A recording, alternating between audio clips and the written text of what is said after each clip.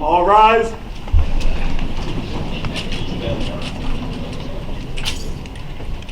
The Court of General Session of York County is now in session. The Honorable Judge John C. Hayes III presiding. Thank you. You may be seated. As our governor is used to saying, and it couldn't be any more appropriate to say today than it's a beautiful day in South Carolina. We're glad to have all of you here. I am John Hayes, Circuit Court Judge, along with Dan Hall. We have resident judges in our circuit, 16th Circuit.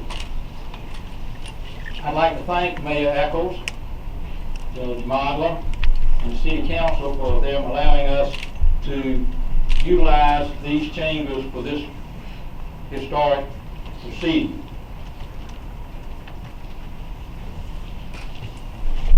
The purpose of this proceeding is for the court to hear a motion on behalf of 9 Friendship College students. One of the individuals, Mr. Gaker, who is named as usually with Friendship 9, actually was not a student but an activist on behalf of civil rights. The proceeding is to hear a motion on behalf of these Friendship College students and some members, 4 members of the Student Nonviolent Coordinating Committee. Of course, the individuals from the Friendship are known as the Friendship 9. At this time, I'm going to recognize Judge Modler. May it please the court. Yes. Your Honor, as a York County Circuit Court Judge with ultimate jurisdiction over all cases in the Rock Hill Municipal Court, I present to you the official record from the Clerk of Court, Diane Anderson, in the cases before us. All right. Thank you.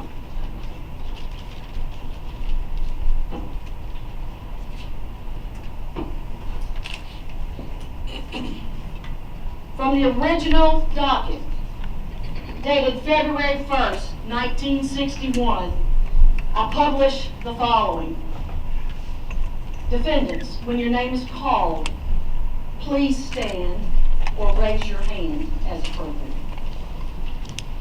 Docket number 407, prisoner Charles Ed Taylor. Offense, trespassing. Disposition, guilty. Sentence, $100 or 30 days. Conditions, sent to chain gang. Docket number 408, prisoner James Frank Wells. Offense, trespassing. Disposition, guilty. Sentence, $100 or 30 days. Conditions, sent to chain gang. Docket number 409, prisoner Clarence Henry Grant. Offense, trespassing. Disposition, guilty. Sentence, $100 or 30 days. Conditions, sent to chain gang. Docket number 410, prisoner Robert Lewis McCullough. Offense, trespassing. Disposition, guilty. Sentence, $100 or 30 days. Conditions, sent to chain gang. Docket number 411, prisoner Thomas Walter Gaither. Offense, trespassing. Disposition, guilty. Sentence, $100 or 30 days. Sent to chain gang. Docket number 412, prisoner Willie Edward McLeod. Offense, trespassing. Disposition, guilty. $100 or 30 days. Sent to the chain gang. Docket number 413, prisoner Mac Cartier Workman. Offense, trespassing. Disposition, guilty. $100 or 30 days. Sent to chain gang. Docket number 414, prisoner Willie Thomas Massey. Offense, trespassing. Disposition, guilty. $100 or 30 days. Sent to chain gang. Docket number 415, prisoner John Alexander Gaines. Offense, trespassing. Disposition, guilty. Sentence, $100 or 30 days. Conditions, sent to chain gang. Docket number 416, prisoner David Williams Jr. Offense, trespassing. Disposition, guilty. Sentence, $100 or 30 days. Sent to chain gang. And these are from the original docket dated February 1st, 1961 of the Rock Hill Municipal Court, signed by the Honorable Billy D. Hayes, uncle to John. Judge Hayes, I turned the page, and from the original docket dated February 7th, 1961, I published the following. Docket number 469, prisoner Diane Judith Nash, CF. Offense, trespassing, disposition guilty. Sentence, $100 or 30 days. Conditions, county jail. Docket number 470, prisoner Ruby Doris Smith, CF.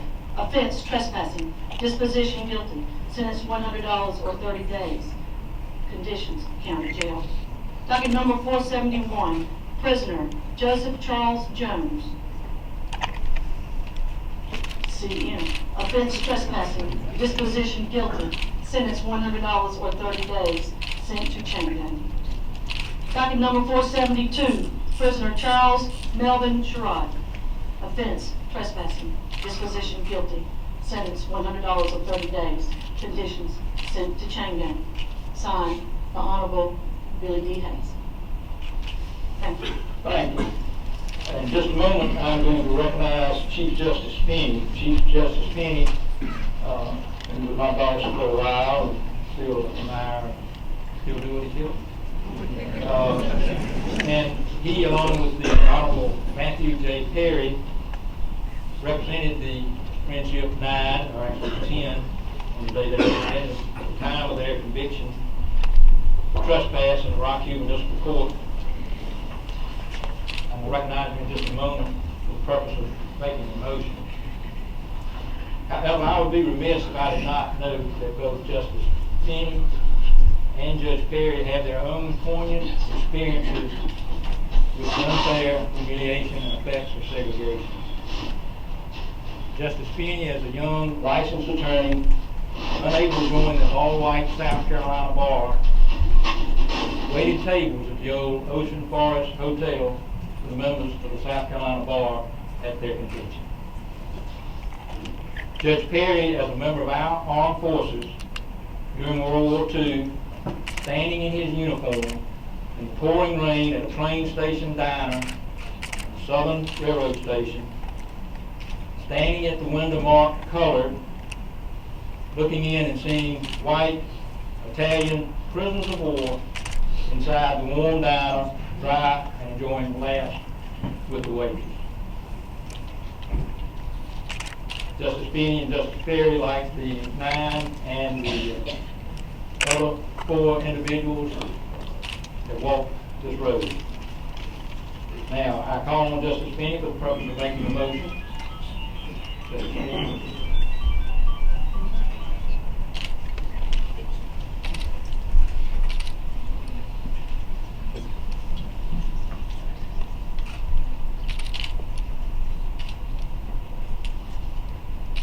May it please the court. Today I am honored and proud to move this honorable court to vacate the convictions of my clients, now known as the Rock Hill 9.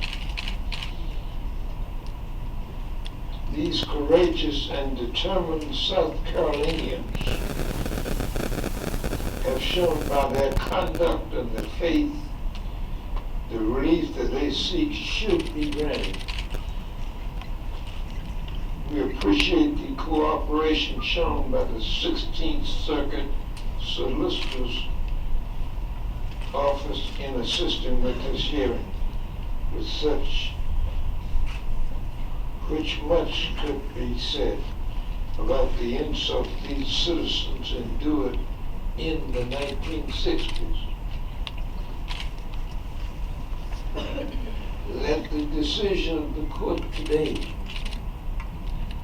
show the resolve of South Carolina to work together, to learn together, and to progress together, and to ensure the promises set forth in our Constitution, that all men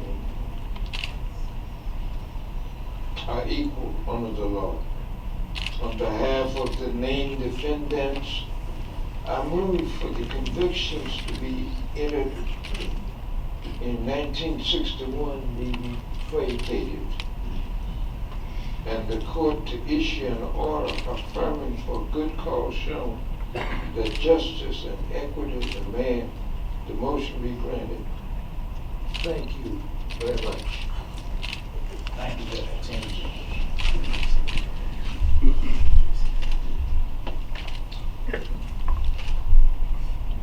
May I call on Solicitor Brackett, who is joined by Deputy Solicitor Rita Dess, to respond. Good morning, Your Honor. May it please the court. I have a challenge following the Honorable Chief Justice Finney. I should just say, I agree and sit down. But custom dictates,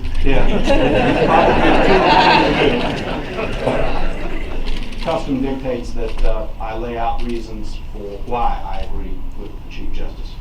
The facts in this case are very straightforward, Your Honor. On January 31st, 1961, 10 students from Friendship College marched down to Main Street to take a seat at the McCrory's Five and Dine lunch counter. They did this knowing that the McCrory's lunch counter was a segregated whites-only lunch counter. They did this for the sole purpose of laying themselves before the conscience of the community and putting their very freedom at stake to make the point that the segregated lunch counters in Rock Hill and across the South were wrong, and that the policies and laws that supported these segregated counters and other segregated facilities, public facilities in the South, were wrong, and that something needed to change. They sat down, they did not create a disturbance, they did nothing untoward while in the diner that would have warranted their removal from the diner. But upon sitting down, almost immediately, they were seized by law enforcement officers, taken out of the diner, placed under arrest for trespassing. The record is abundantly clear. There is only one reason these men were arrested. There's only one reason that they were charged and convicted for trespassing, and that is because they were black.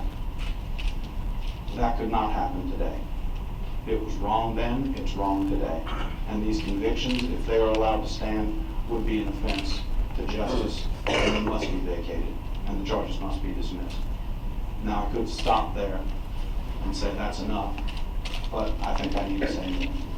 First, before I get to that though, we have recognized the members of Friendship 9 that are here, and we've also recognized 2 members from the Student Nonviolent Coordinating Committee that were arrested approximately a week later. But there's one person that's in this courtroom whose record is not going to be clear today because he has no record. He was not charged, although he gladly would have joined these men in jail, I know, if he could have, but he couldn't be charged because he was white. And he exhibited, in the face of overwhelming public pressure and popular opinion, an extraordinary courage and an extraordinary amount of determination in supporting these men. And I am, of course, referring to the catalyst of the community, and we are honored to have him with us today, Brother David Boone.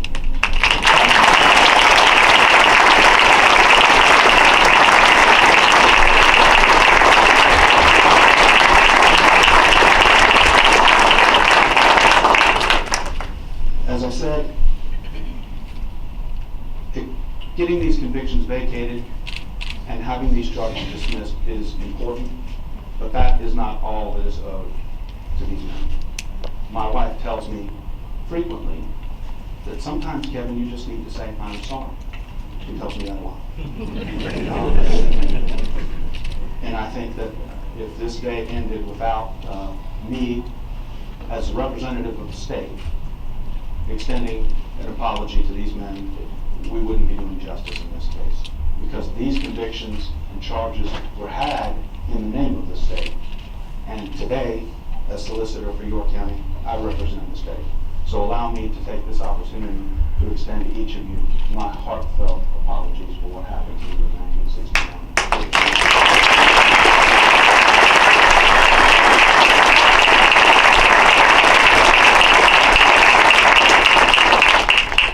But one more thing, if I may, Your Honor, because apologizing isn't enough either. Our community here in our country is a better place because of what y'all did. You all sacrificed your own freedom to make our country better by making a statement about how segregation was unjust and wrong. It's a better place for me. It's a better place for my daughter. And for that, I owe you my thanks. 2 years after you finished serving your sentence, sitting in a jail cell in Birmingham, Alabama, Martin Luther King Jr., sitting in his own jail cell, wrote a letter in response to some criticism that he received because of the perception that he was in Birmingham causing problems and tension, and that there was unrest there, and essentially asserting that they were outside agitators. And in this letter, he indicated in response, he said, one day the South will recognize that the men who are engaging in these activities are heroes. One day they will be recognized as the heroes that they are. I have absolutely no doubt that as his pen formed those words, he was thinking of these men right here. And so I would just like to say that on behalf of the state, I am glad that that day has come. You are my heroes. Thank you.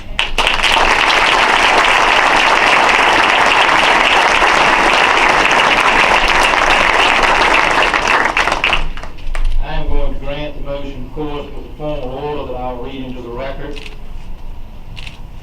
Copies of the order will be distributed to each of, signed copy to each of the defendants, who collectively I will refer to as the Friendship Nine. They have, pursuant to Rule 29B of the South Carolina Rules of Criminal Procedure, moved for a new trial and acquittal based on after discovered evidence for their 1961 convictions for trespass.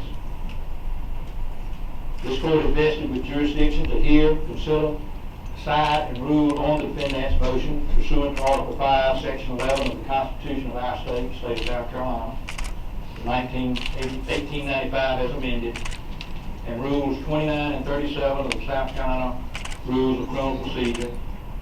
Additionally, and to the incident and inherent power of the circuit court by virtue of its constitutional authority, and because exercise of its power in this instance is necessary to accomplish the purpose of this proceeding.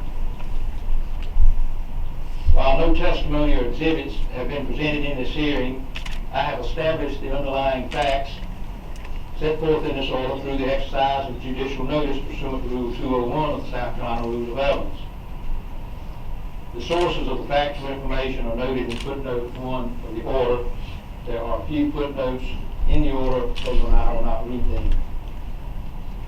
On the morning of January 9, 1961, a group of 18 young African-American civil rights demonstrators, 13 men and 5 women, most of whom were students at Friendship College located in the city limits of Rock Hill, South Carolina, converged on McCory's 5, 10, and 25-cent variety store in downtown Rock Hill. Authorities had been notified ahead of the time that there would be protests, and by 8:30 that morning they were on duty in case of trouble. Initially, the protesters marched up and down the street carrying protest signs. Then male demonstrators went inside the store, and 10 of the young men sat down at the counter and refused to leave.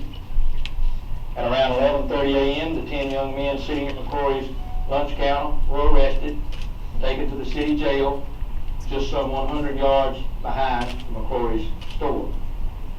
The following day, the protesters were tried in the Rock Hill City Recorder's Court for trespassing. The protesters were represented by Chief Justice Ernest A. Feeney, who now again represents the Friendship Nine, and who was our state's first African-American Supreme Court Chief Justice, and the late Matthew J. Perry, who became a United States District Court judge, and for whom the federal courthouse in Columbia is named. All 10 of the protesters were found guilty and sentenced to a $100 fine or 30 days of hard labor at the York County chain gang.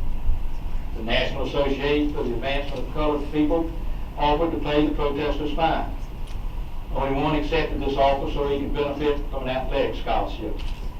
The remaining 9 refused to pay the fine and did serve their chain gang sentences at hard but useless labor. The Friendship Nine's strategy of opting for jail rather than paying their fine became known as jail no bail.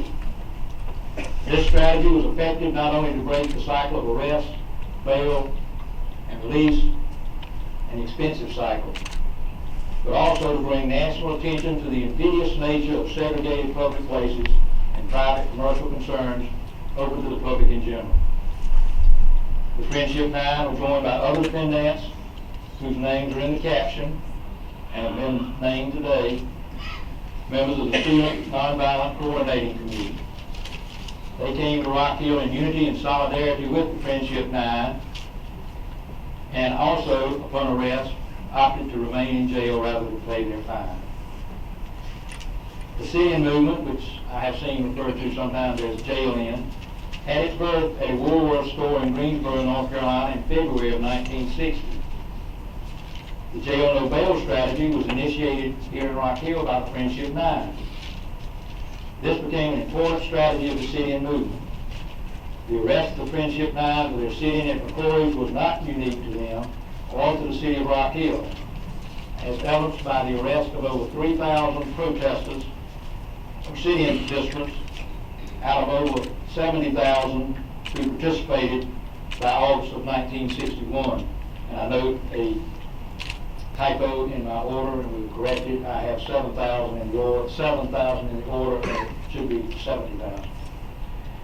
The actions of the Friendship Nine became nationally known and nationally adopted by those seeking preserved equality in a society still segregated almost 100 years after Abraham Lincoln's Emancipation Proclamation and of the proposal and passage of the 14th Amendment to the Constitution of the United States.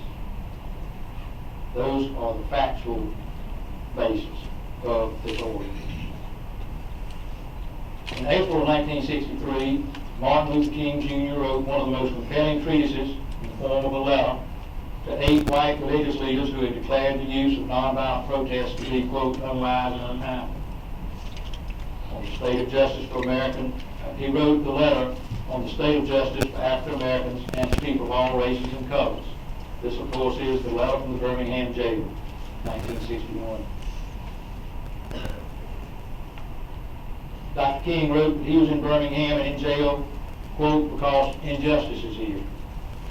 Dr. King opined that nonviolent protests were necessary because of the existing power structure with those who were treated unjustly, no choice. Like the Friendship Nine, Dr. King presented his very body as a means of laying out his case for unjust treatment before the, quote, conscience of the local and national community, end quote. Dr. King stated that nonviolent actions such as that of the Friendship Nine, quote, demonstrated the issues, quote, such that, quote, it can no longer be ignored, end quote. Dr. King observed that those for whom he spoke had, quote, not made a single gain in civil rights without determined legal and nonviolent pressure, end quote. This quote is followed by Dr. King's observation that segregation was an unjust law, as it was, quote, not rooted in eternal and natural law, end quote. Further, Dr. King defines an unjust law as, quote, a code that a majority inflicts on a minority that is not binding on itself. Dr. King recognized Rosa Parks and James Meredith's stands for justice. Dr. King also, while not directly mentioning the Friendship Nine, recognizes, quote, the college students sitting in at lunch counters and willingly go to jail for conscience sake, end quote. History shows that the city of Rock Hill and their reporters court were not unique in what now seems to be selective enforcement of laws, as in this case, the law against trespassing. What happened in Rock Hill was mimicked in Greensboro, North Carolina, Marshall, Texas, Atlanta, Georgia, and elsewhere. What happened in Rock Hill was unfortunately and inexcusably a societal, not a local phenomenon. It was at that point in the evolution of the United States the accepted practice of the majority. There are other observations not in the annals of legal precedent which dictate the court taking the action here and below.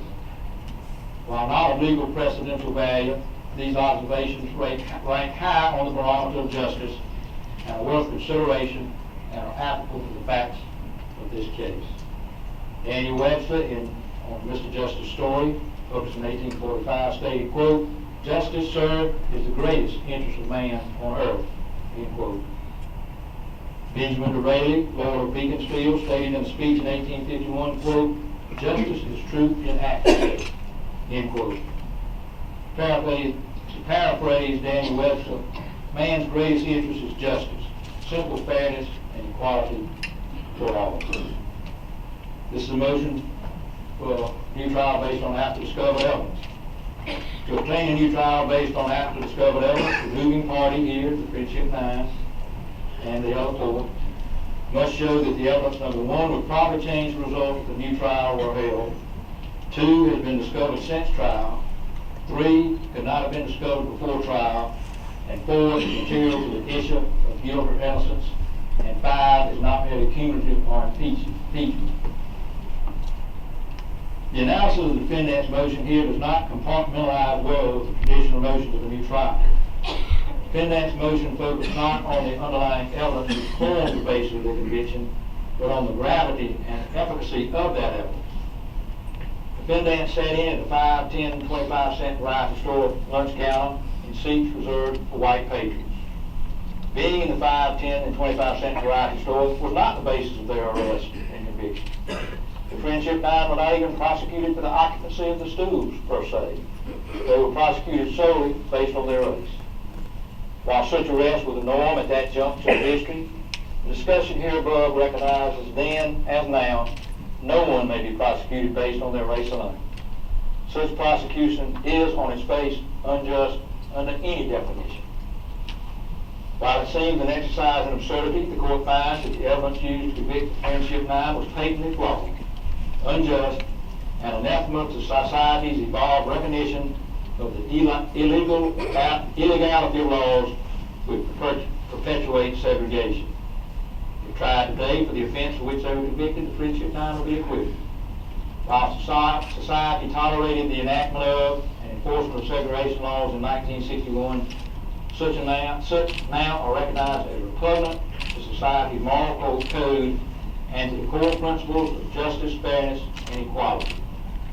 The flawed and unconstitutional evidence upon which the Friendship Nine conviction was based is material to the issue of their conviction.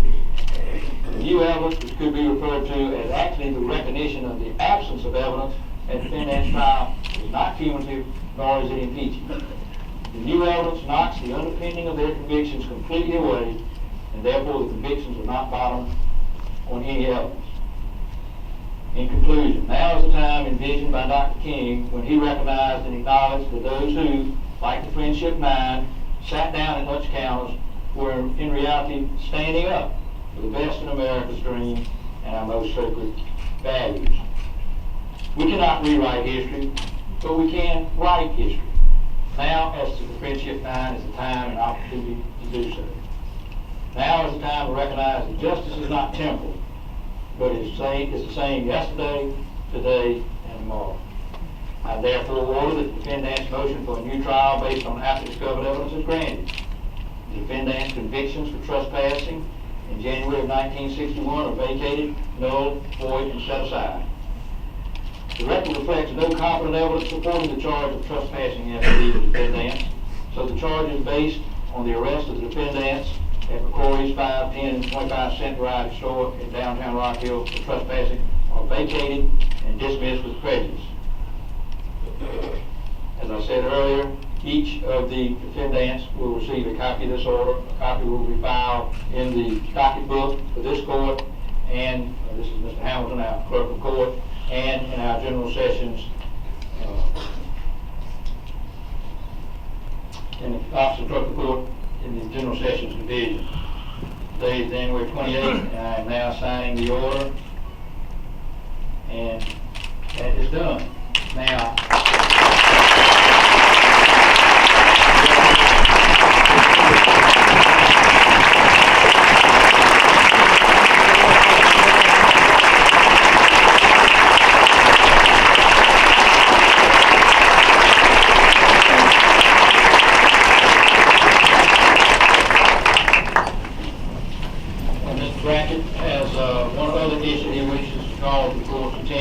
yes, sir. May it please the court, if I may involve the court with this one on.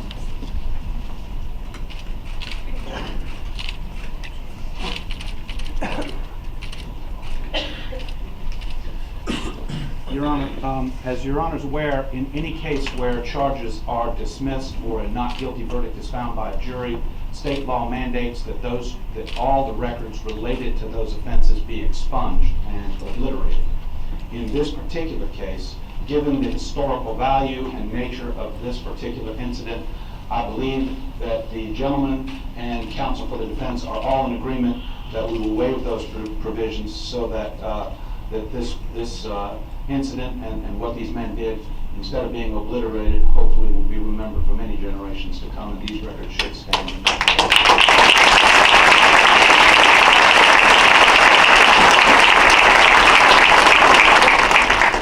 I think that is eminently appropriate. And I do understand, just a little aside before we adjourn, that students quite frequently come, I'm told by the clerk here, to actually look at the docket book and see where these convictions are enrolled. A copy of my order will now be placed at that page in the book. And that will, while not acting as an expungement, and I can understand why expungement is not wanted and will not be, no expungement will be entered. This will remain part of our history as correct. So we will adjourn, and before everybody else, I'm going to adjourn, exit. I understand there are some individuals who have made some remarks, so if everyone else, other than me, will remain seated while we hear these other remarks. I think the podium will be placed out here, so give us a minute to do that. And I'm glad all of you were here today and got to watch this wonderful moment on this beautiful day in South Carolina.